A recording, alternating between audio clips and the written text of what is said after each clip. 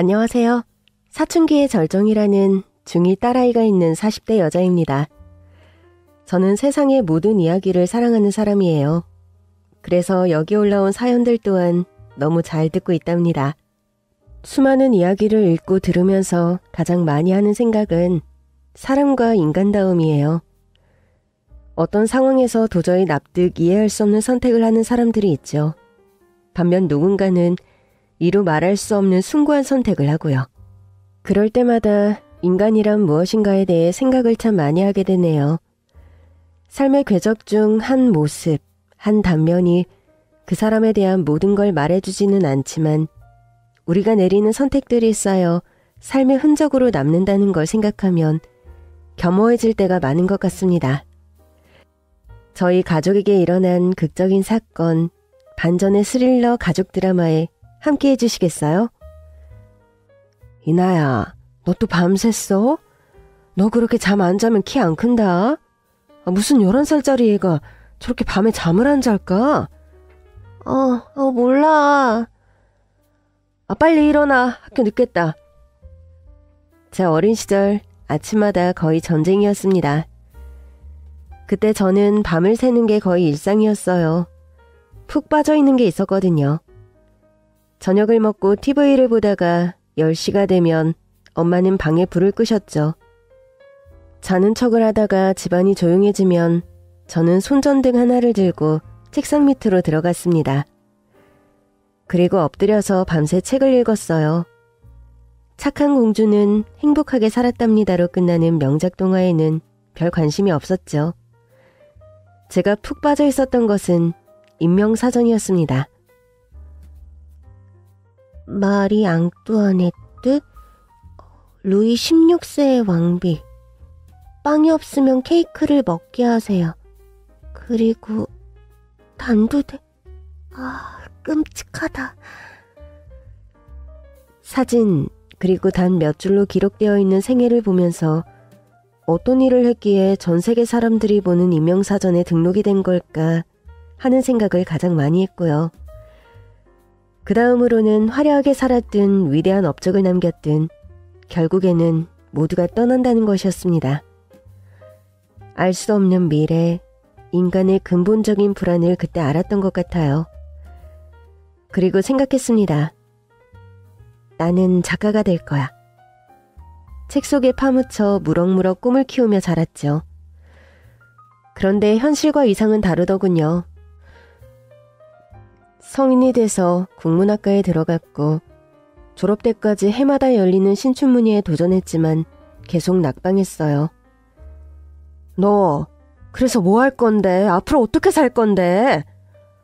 내가 알아서 살아. 이나야, 내 딸아. 엄마는 글 쓰는 네가 좋아. 그런데 하고 싶은 일로 돈을 버는 게 쉽지는 않지. 많은 사람들이 꿈꾸지만 그렇게 살지는 못해. 어른이 된다는 건 자기 인생에 책임을 지는 거란다. 너 이제 대학도 졸업했어. 좀 제대로 된 직장을 알아봐야 하지 않겠니? 엄마 말은 틀린 게 하나 없었죠. 인정할 수밖에 없었어요. 꿈에서 깨어나 현실을 직시했고 취업 준비를 했습니다. 국문학과를 나온 전공을 살려 그래도 책과 가깝게 지낼 수 있는 일을 찾았어요. 출판사였죠. 출판사 인턴으로 일을 시작했습니다. 글을 읽고 교정 교회를 하는 일이 꽤 잘 맞았어요. 정직원이 되고 집필을 앞둔 작가와 미팅을 하고 바쁜 일이었지만 그렇게 책 한 권이 출판되어 세상에 나오면 그게 너무 보람 있었어요. 이나씨, 원래 이쪽 파트가 아닌 거 아는데 스타트업 젊은 CEO들 인터뷰 바탕으로 책 내기로 한 거, 그 기획 알죠? 네, 팀장님. 일단 가닥 잡히면 한 번에 모이는 자리를 만들긴 할 건데 우선 한 명씩 개별 미팅도 필요하거든요. 뉴오더스의 정진욱 대표랑 미팅 이나씨가 해줄래요? 네, 알겠습니다. 경제, 경영, 비즈니스는 사실 제 파트가 아니었지만 가끔 다른 기획에 참여하기도 했어요. 젊은 CEO라. 회사에 대한 자료와 대표에 대한 조사를 마친 뒤 인터뷰를 위해 한 카페로 향했습니다. 안녕하세요. 뉴오더스 정진욱 대표님 맞으신가요? 사진출판 백이나입니다. 안녕하세요. 정진욱입니다. 고루한 양복 신사기건이 생각했는데 젊은 CEO라 그런지 느낌이 다르더라고요. 검은색 목폴라티에 청바지를 입고 나온 그 사람을 보며 생각했습니다. 자기가 스티브 잡스야 뭐야? 첫인상이 그리 좋지는 않았지만 책 출판을 관련 대화를 하다 보니 이야기가 꽤 잘 통한다는 생각이 들었습니다. 사업한다는 사람치고 허풍이 세지도 않았고 또 고지식하지도 않았죠. 제가 허사허풍 떠는 사람을 진짜 싫어하거든요. 정말 생각하지도 않았지만 그 만남을 계기로 우리는 자주 연락을 하게 되었어요. 일로 만났지만 곧 연인으로. 그렇게 5년이 지나고 보니 제가 결혼식장 앞에 있더라고요. 시부모님은 평범한 분들이셨고 저는 당시 그저 친정 망신시키지 않게 잘해야겠다 그런 생각을 했던 것 같습니다. 오늘 국이 짜네. 그래요? 평소처럼 한 건데. 저 어떡해? 물 좀 넣고 다시 끓여요? 됐어. 시아버지는 과묵하신 분이었어요. 그리고 좀 많이 권위적이었죠. 시어머니 역시도 말이 없는 편이었는데 시아버지께 순종적인 분이셨고요. 가끔 시댁에서 시간을 보낼 때 그런 것들이 좀 보기 불편했습니다. 시아버지를 보며 자연스레 남편을 생각하게 되는데 다행스럽게 저희 남편은 시아버지 같은 사람은 아니었어요. 저와 남편 둘 다 일을 했기 때문에 집안일 같은 것은 분담했고 남편 성격이 깔끔한 편이라 오히려 저보다 청소 같은 걸 더 많이 신경 쓰는 사람이었죠. 시키지 않고 본인이 직접 해야 마음이 편한 스타일. 그것도 무척 마음에 들었습니다. 아버님이 좀 공격적인 건 아닌데 권위적이신 것 같아. 옛날 사람이지 뭐. 엄마도 마찬가지고. 자기가 어머님 편 좀 많이 들어드려야 하는 거 아니야? 나부터 그래야 하나? 옛날부터 그렇게 많이 했지. 국이 짜네 어쩌네 하면 저는 괜찮은데요. 뭘 다시 끓여요. 그냥 드세요. 하면서. 근데 너까지 나서는 건 좀 아닌 것 같아. 왜? 우리 결혼할 때 약속한 게 뭐였어? 양가 부모님 간섭 없이 우리 둘이 잘 지내자는 거였잖아. 우리 아버지가 어머니한테 권위적이긴 해도 아직까지는 우리 부부 일에 간섭하거나 말하는 거 없잖아.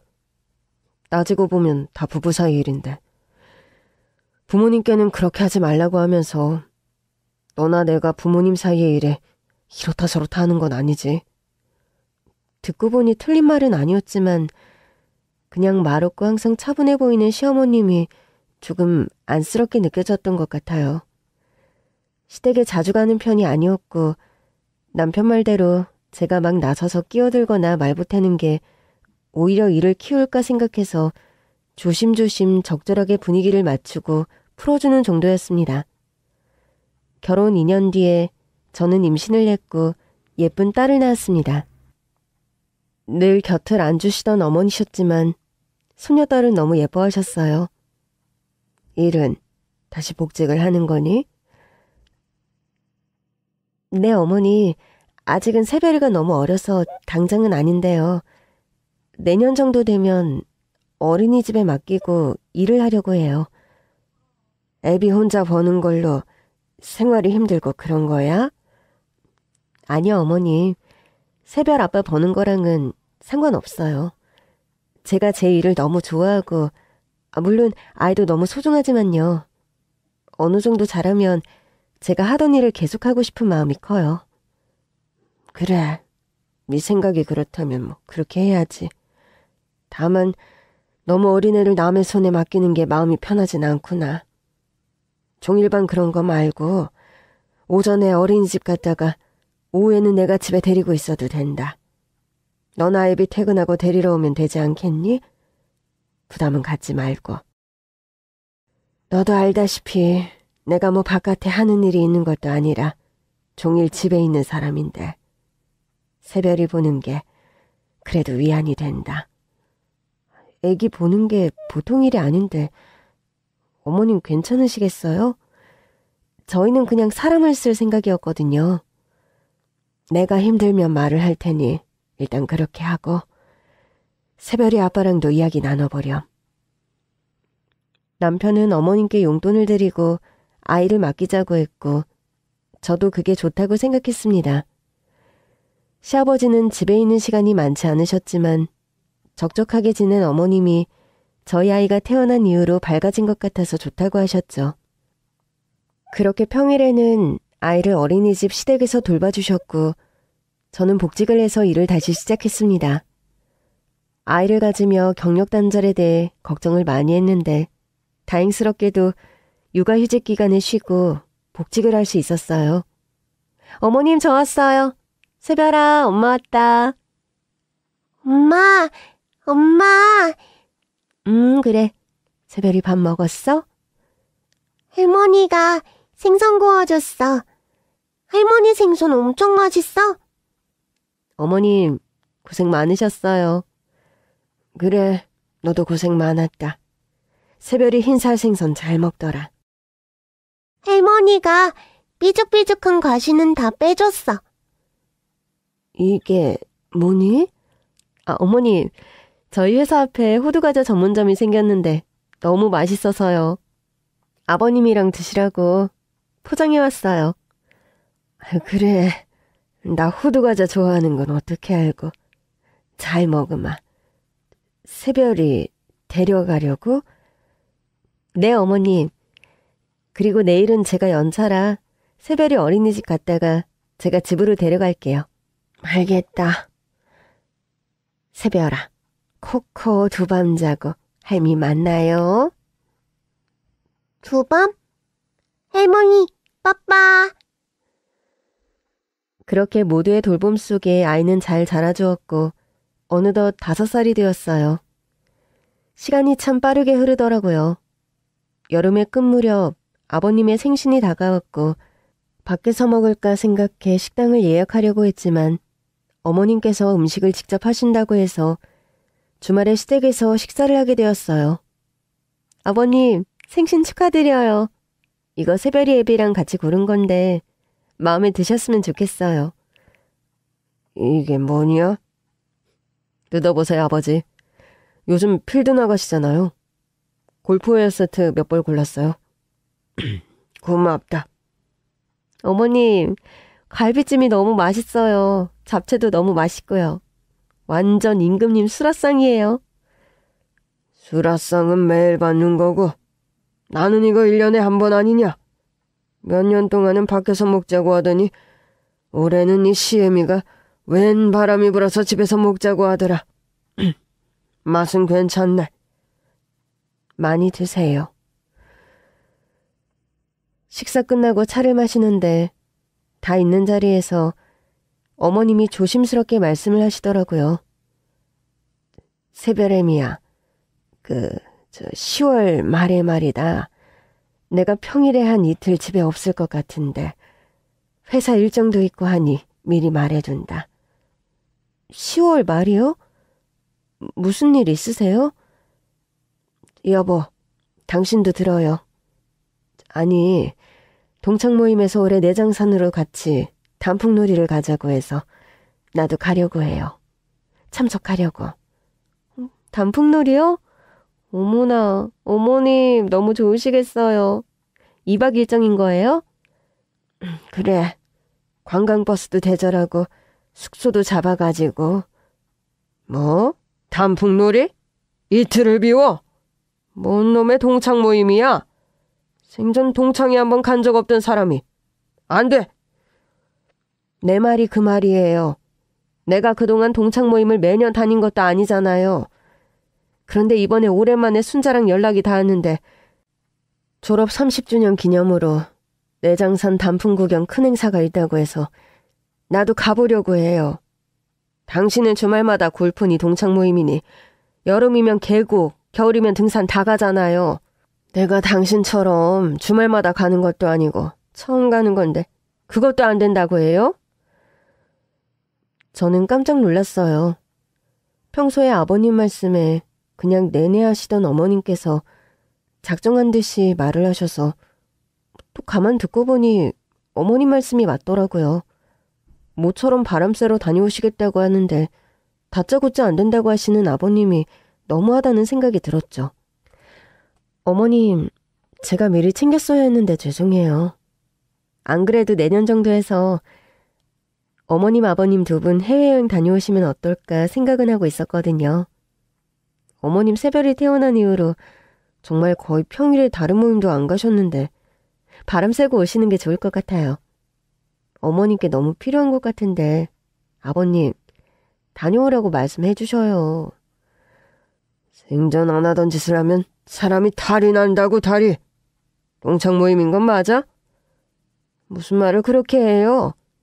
내가 뭐 거짓말이라도 한단 말이에요?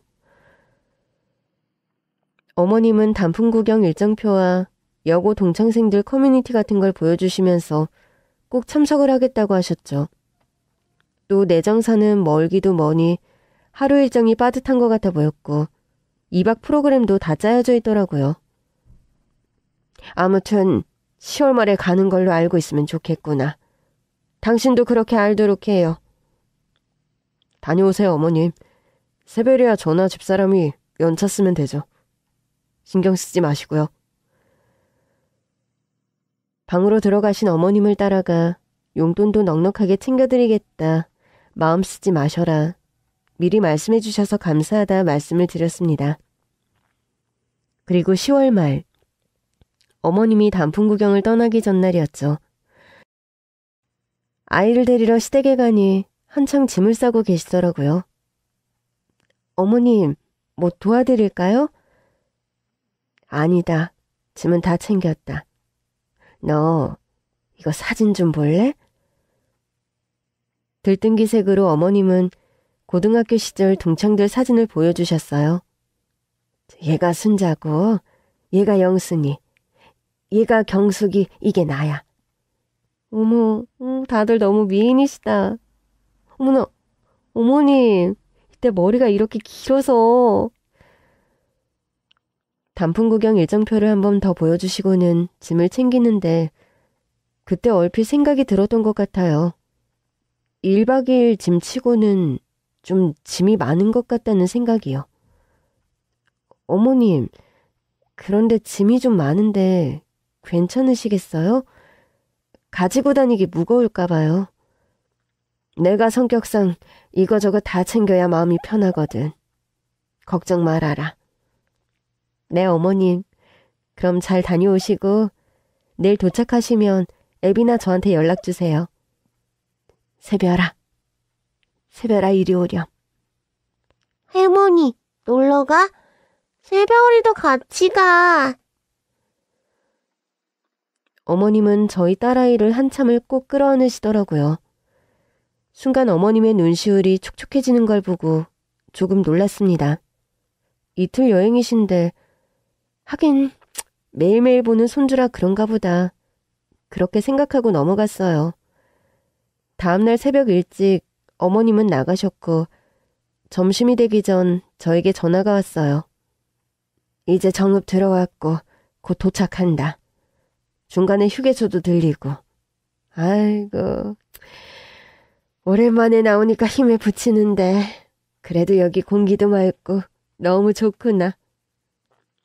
어머님, 버스에서 막 노래도 부르셨어요?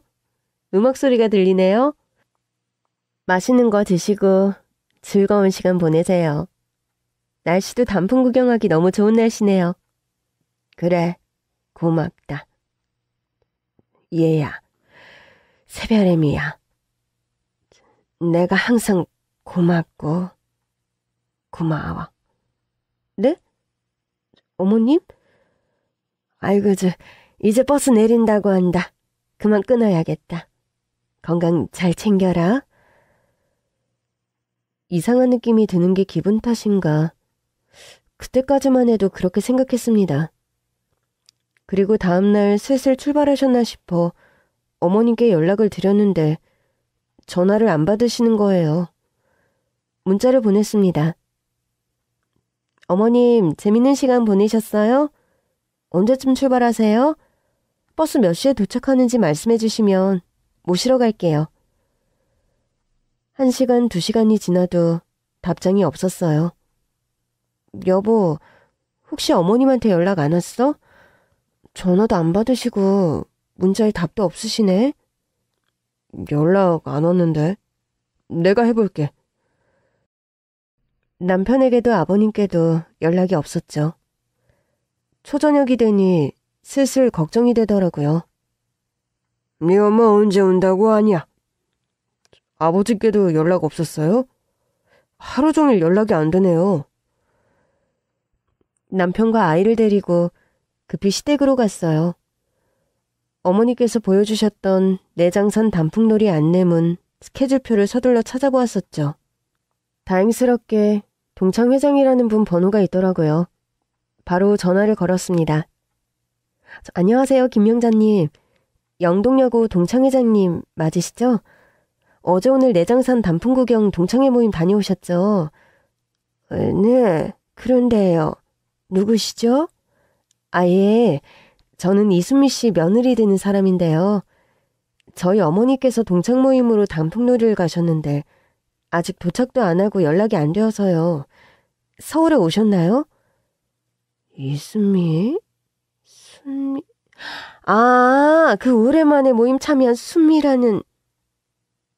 네, 맞아요. 순미가 집에 안 갔어요? 네? 네.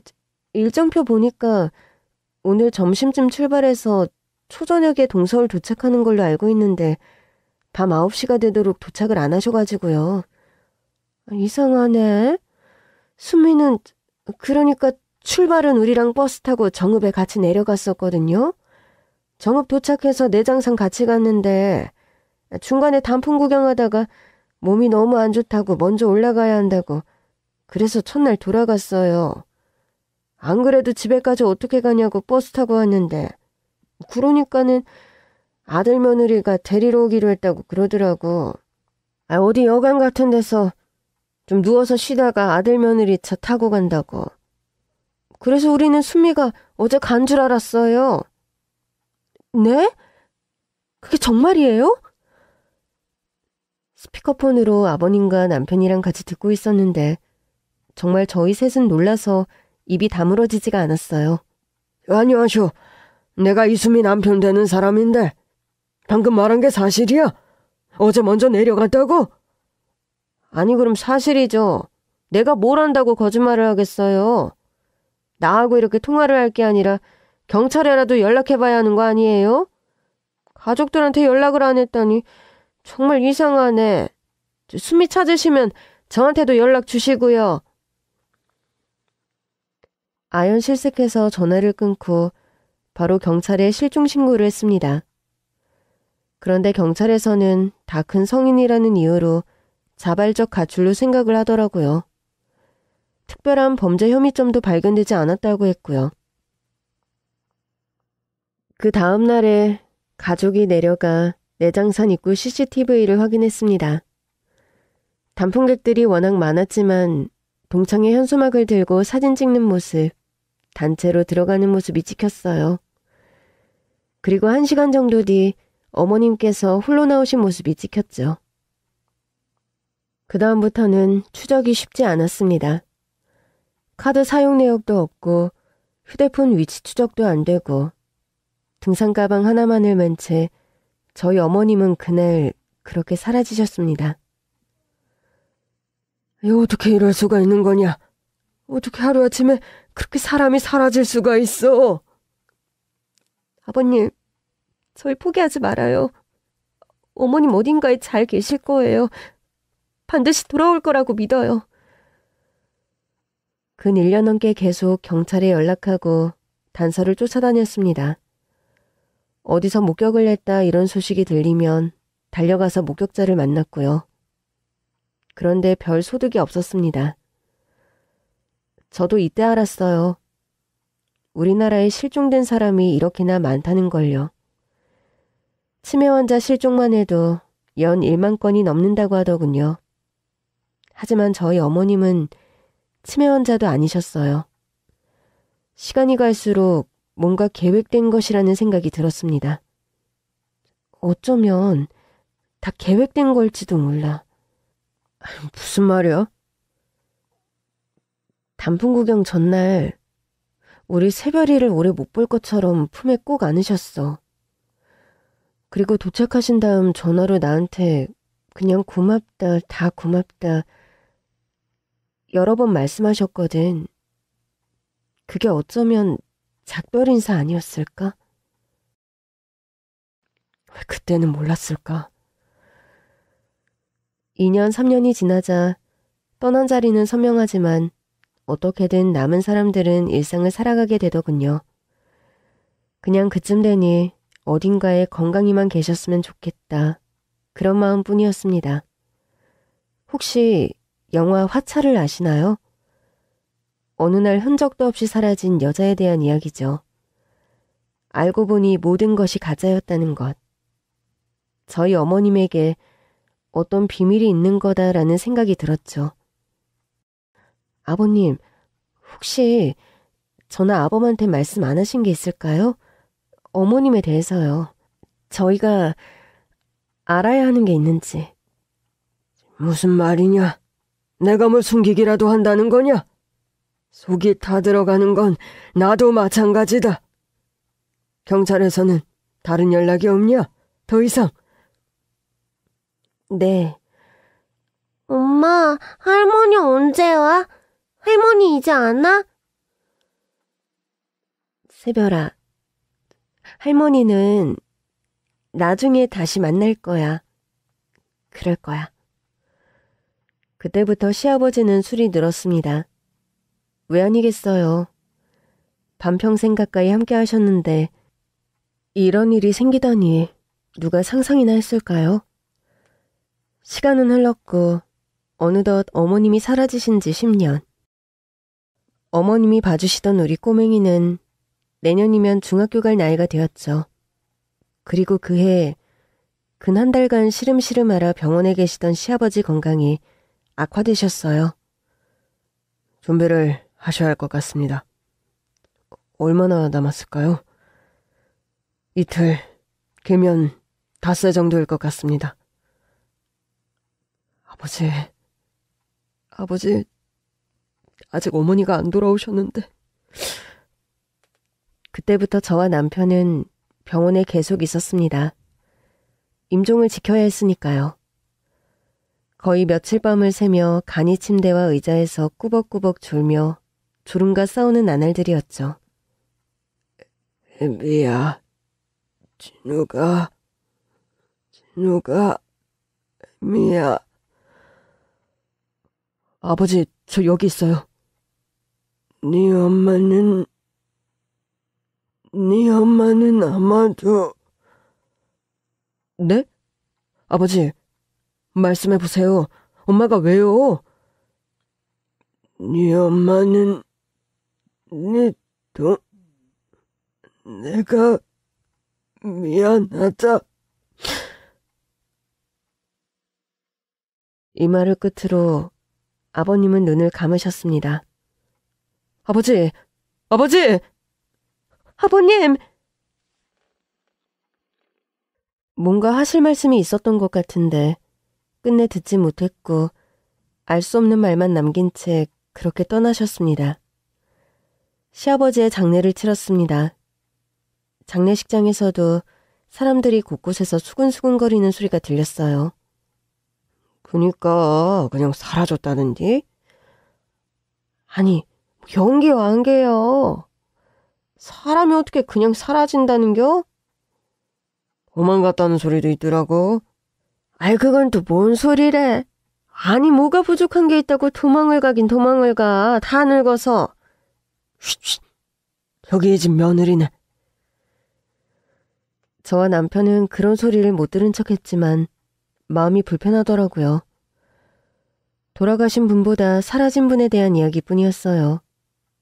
장례식을 마치고 일상으로 돌아오는 게 조금 힘들었지만 남편도 저도 일을 쉴 수는 없었죠. 팀장님, 그 도자기 공예 작가 이선유 선생님 미팅이요. 네. 공방에서 작업하시는 사진도 촬영할 건데 집에도 소장 작품이 꽤 많다고 해서요. 사전 인터뷰도 할 겸 선생님 댁에서 미팅을 하는 게 어떠냐고 하세요. 일정이 언제예요? 금요일 낮 1시 괜찮다고 하십니다. 오케이. 사진작가 일정 확인하고요. 제가 갈게요. 네, 알겠습니다. 저는 일정대로 금요일에 사진작가와 함께 공예작가의 집에 가게 되었어요. 공예작가가 사는 동네는 평균 집값이 100억 정도 하는 주택이 몰려있는 최고급 주택단지였죠. 높게 들이운 담장, 조경을 가꾸는 집들이 늘어서 있는 주택가에 들어서 잠시 동네를 둘러보았어요.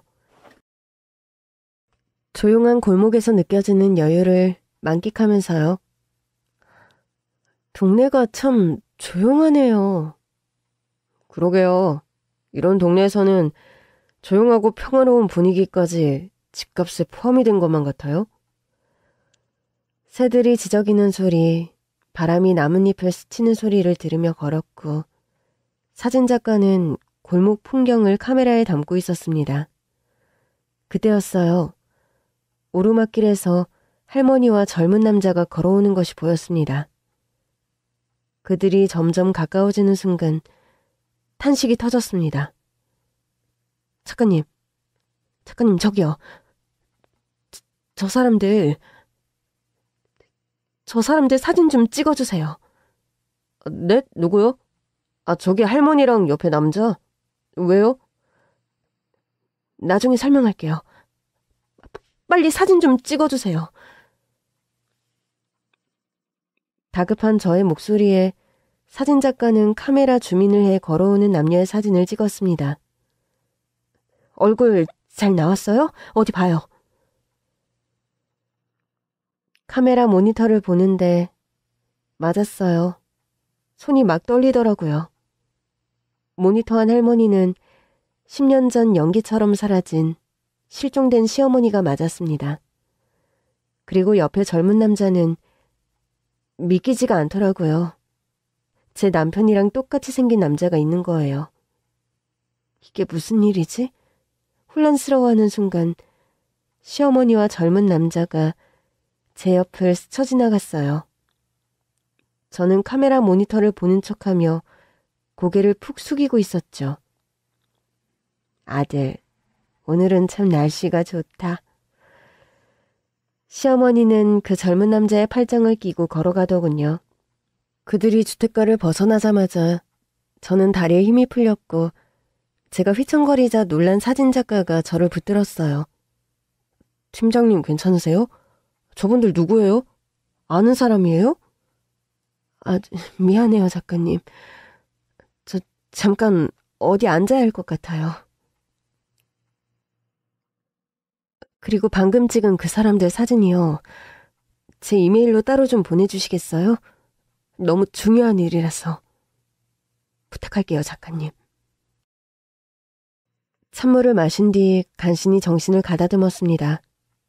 그날 도자기 공예작가와의 미팅에서는 무슨 이야기를 나눴는지 기억도 잘 나지 않더라고요. 사진작가가 도자기 작품을 촬영하는 동안 제 머릿속에는 온통 시어머니와 제 남편과 똑같이 생긴 도플갱어 얼굴밖에 떠오르지 않았어요. 남편일 리가 없어. 남편일 수가 없잖아. 실종신고하고 가족이 기다리고 있는데 남편이 뭘 알고 일부러 숨길 이유가 없는 거라고. 그날 집에 가서 저녁을 먹으며 침착하게 남편에게 넌지시 물었습니다. 여보, 외동아들 맞지? 갑자기 무슨 소리야? 외아들이지. 어렸을 때부터 쭉 혼자였는데. 그래서 형이나 동생 있는 애들이 얼마나 부러웠다고. 당신도 뜬금없네. 그럼 도플갱어에 대해 어떻게 생각해? 도플갱어가 있다고 믿어? 뭐 이번에 기획하는 책 주제야?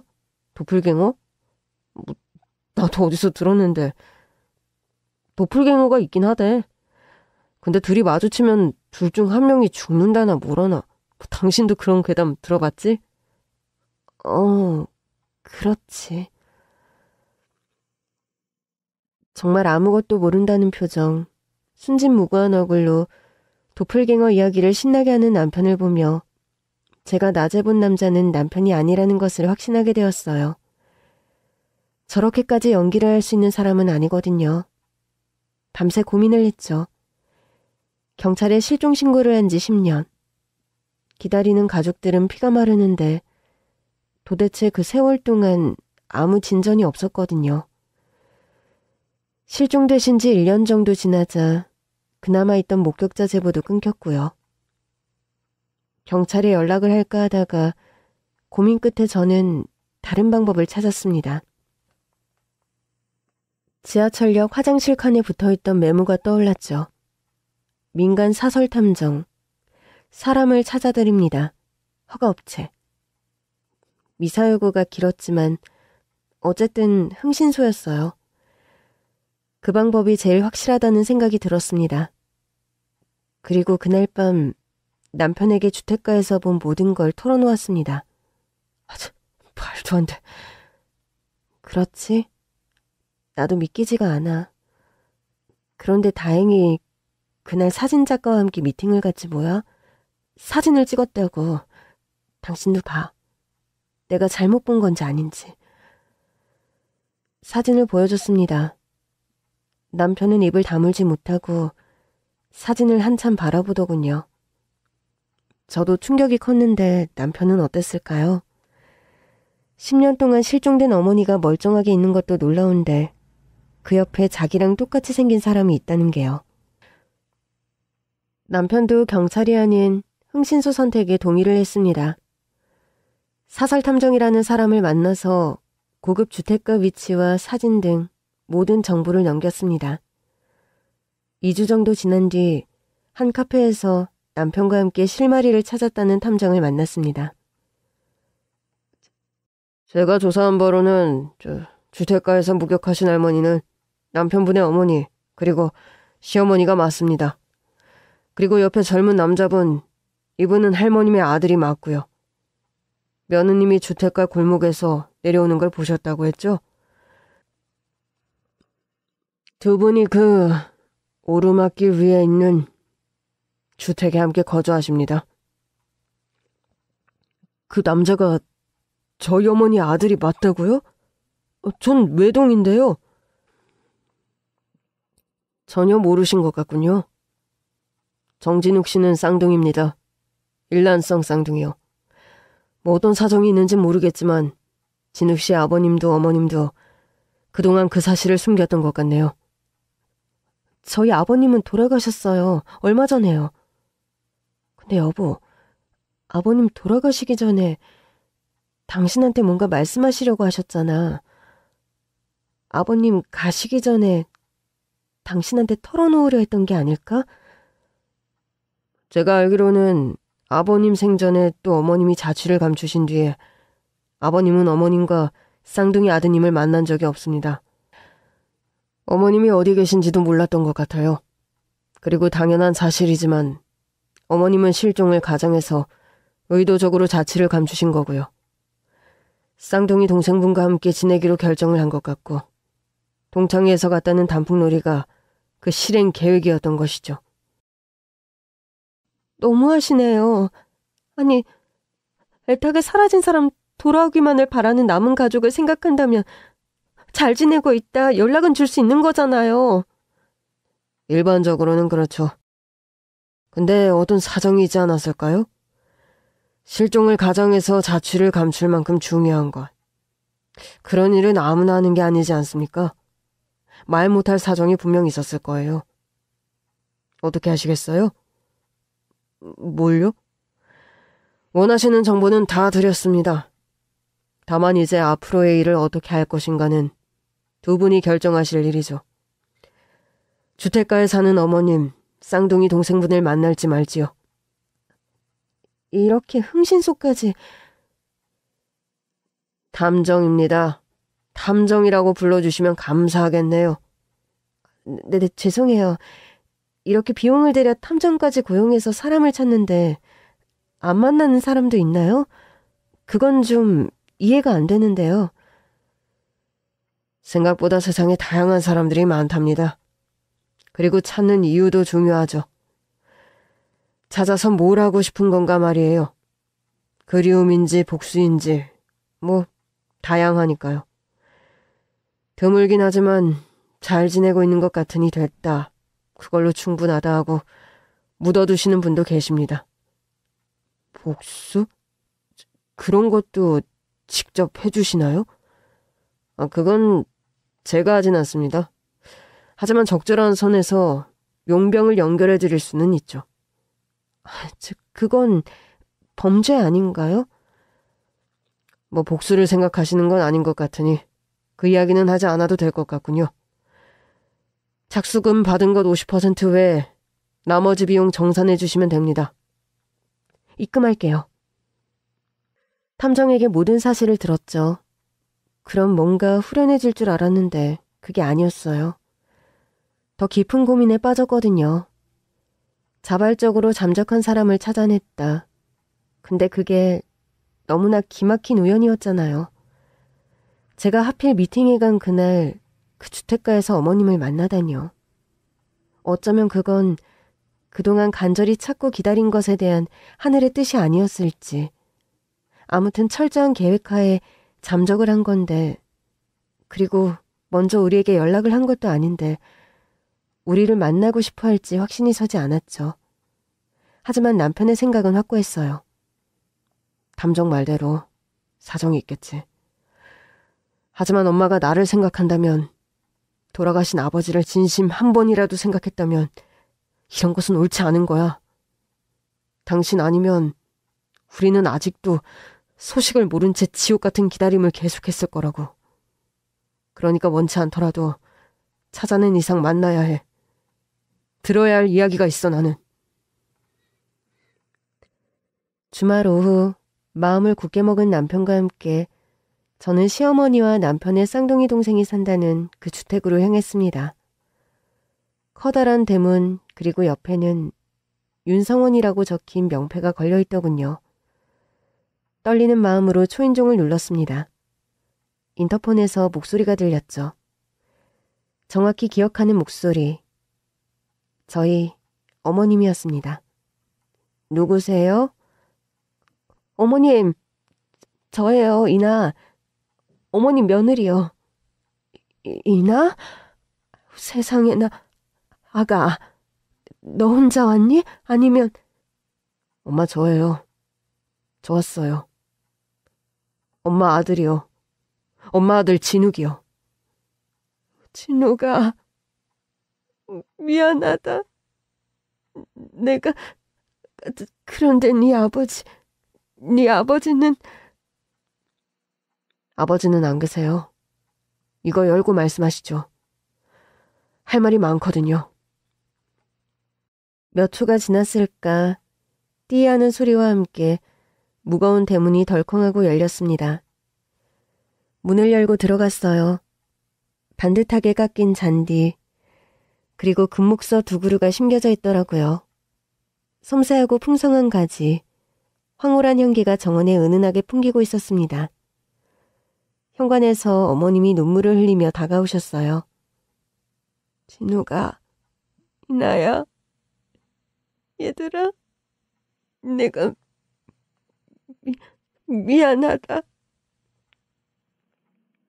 어머님 얼굴을 보면 화가 날 것 같다던 남편 역시 눈물을 흘리며 어머니를 껴안았어요. 어떻게 된 거예요? 얼마나 걱정했다고요? 얼마나 기다렸다고요? 내가 다 설명할게. 예미가 다 이야기할게. 형수님? 들어오세요. 현관문에 서서 어색한 표정으로 우리를 바라보던 남자. 남편과 똑 닮은 모습에 기시감이 들어 머뭇했지만 그 사람을 따라 집에 들어갔어요. 모던한 인테리어, 깔끔하게 정돈된 부엌과 거실, 유리창으로 따스한 햇살이 스며들고 있었죠. 커피? 차? 뭐로 하시겠어요? 일단 앉으세요. 잠시 정적이 흘렀죠. 그 뒤에 어머님이 말씀을 꺼내시더라고요. 네 아버지는 여길 아니? 우리가 같이 있다는 걸 알아? 엄마, 아버지는 돌아가셨어요. 얼마 전에요. 그렇구나. 난 몰랐어. 정말 몰랐다. 혹여나 엄마가 장례식장이라도 나타나지 않을까 기다렸어요. 바보 같은 생각이었지만요. 도대체 어떻게 된 거예요? 그 뒤에 어머니로부터 들은 이야기는 너무 놀라웠어요. 세월을 거슬러 올라 어머님이 아버님을 만나 결혼을 했을 당시 두 분의 생계가 무척 어려웠다고 해요. 아버님은 결혼 후에도 안정된 일을 찾지 못했고 사업을 하겠다며 이거저거 버려놓은 게 많았던 상황. 그 와중에 어머님은 임신을 하셨죠. 중기 정도 됐을 때 배가 너무 무겁다고 생각해 병원을 찾았는데 쌍둥이를 임신했다는 이야기를 들은 거죠. 한 번에 두 생명이 찾아왔다는 마음, 앞으로 살아갈 일이 막막했지만 기쁜 마음이었다고 했어요. 그런데 출산이 좀 위험할 수 있겠습니다. 쌍둥이 중 하나가 좀 불안정하네요. 둘을 다 건강하게 나올 수 있을지 지켜봐야겠군요. 불안정하다는 게 어떤... 지금 위치로나 태아 크기로 봐서는 둘 다 균형 있게 자라고 있는 게 아니라서요. 한 명은 미숙아처럼 보입니다. 시간이 지나 출산이 가까워졌고 그 무거운 몸을 견디며 버텼던 어머님은 쌍둥이를 출산하셨다고 했어요. 퇴원일이 되자 어머님은 집에 갈 준비를 하셨는데 아버님이 품에 한 명의 아이만을 데리고 왔다는 거예요.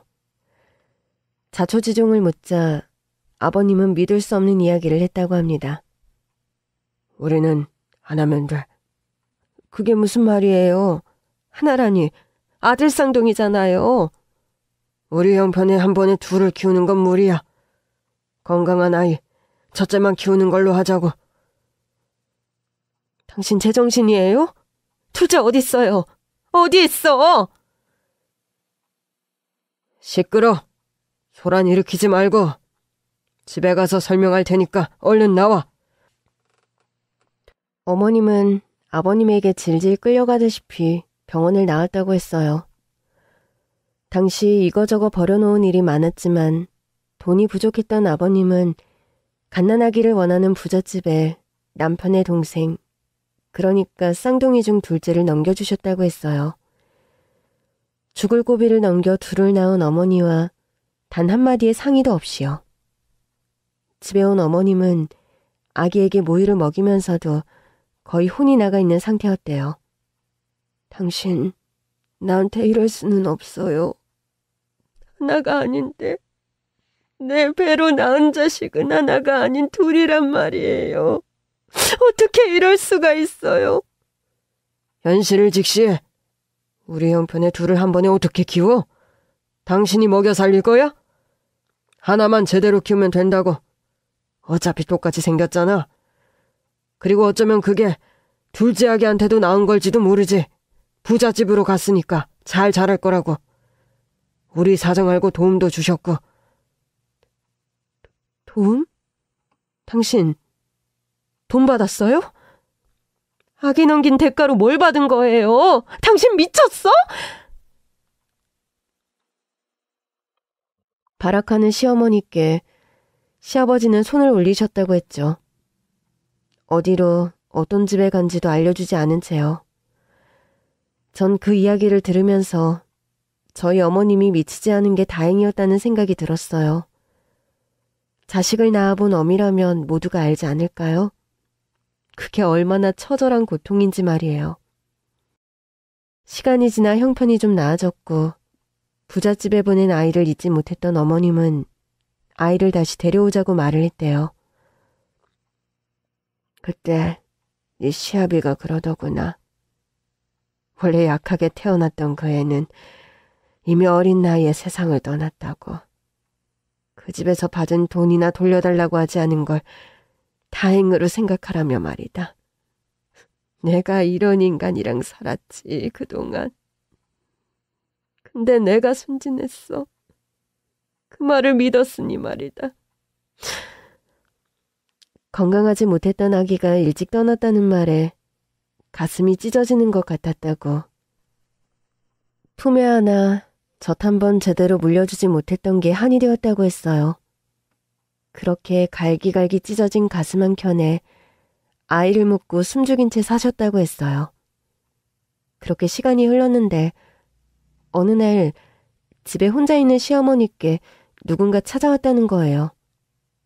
흥신소 사람이요.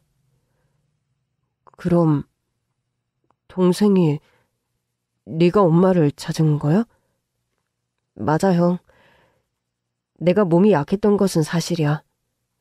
하지만 양부모님은 재산이 넉넉한 분이었고 내 건강 회복을 위해 할 수 있는 걸 다 하셨지. 중학생이 될 때쯤 건강해졌어. 그리고 성인이 되었고 난 그때까지 내가 입양되었다는 걸 몰랐어. 그런데 10년 전쯤 두 분이 여행을 가셨다가 사고를 당하셨어.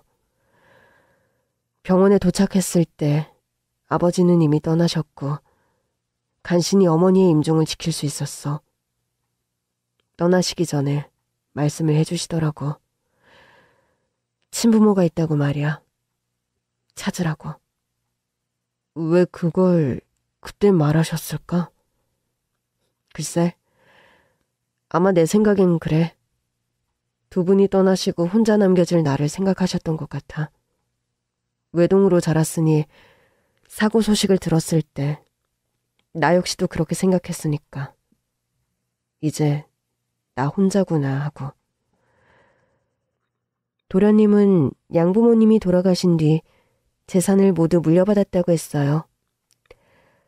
그리고 바로 흥신소 사람을 찾아 친부모를 찾았던 거예요. 다행스럽게도 먼저 어머님께 연락이 닿았던 거죠. 그렇게 어머님과 재회를 했고 어머님은 혼자 남겨진 아들의 곁을 지켜야겠다는 생각을 하셨대요.